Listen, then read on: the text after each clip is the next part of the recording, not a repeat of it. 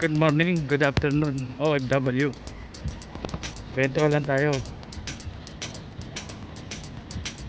Habang nagbabike tayo, no? Kumusta po kayo dyan, mga OFW?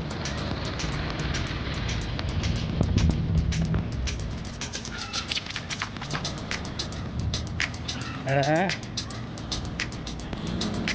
kailangan ng katawan natin, mag-exercise palagi. Kahit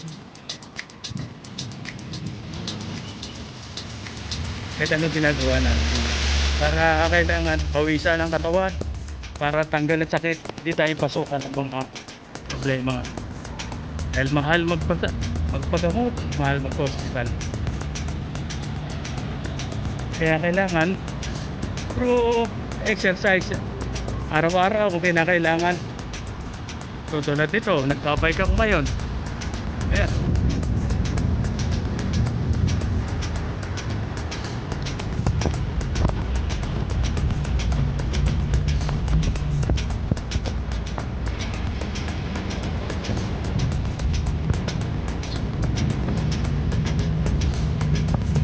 Dati kong kabayaan mo ito.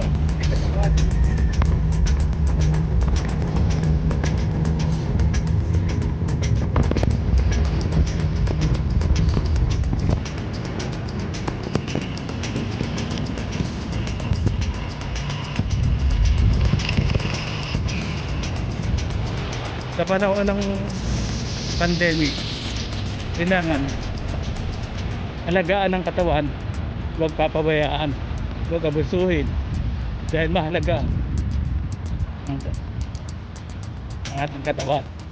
Kaya kailangan natin palagi tayong nag-exercise, kailangan minom ng vitamin, minom, huwag papabayaan yung katawan.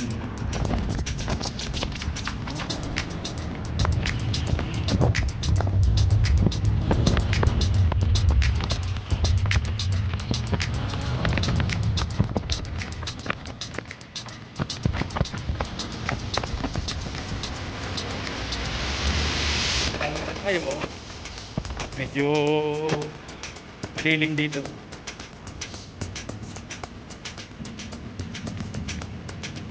Kaya kailangan natin palagi nag-exercise. Kaya kamusta po kayo lahat dyan? Kahit mga dito sa Pilipinas. Mga dito sa Pilipinas, kamusta rin kayo? Ingat din kayo. Kailangan medyo layo-layo. Huwag masyadong magdikit-dikit. Kung magkasama sa bahay, medyo na rin. Ingat-ingat rin. Ang sakit, dumarating yan pag sa driver yan. Hindi natin may iwasan. Mahal magpagamot, no? Mahal ang diba, siksikan dati. Dati nga siksikan eh. Kasi hindi ka makakapag.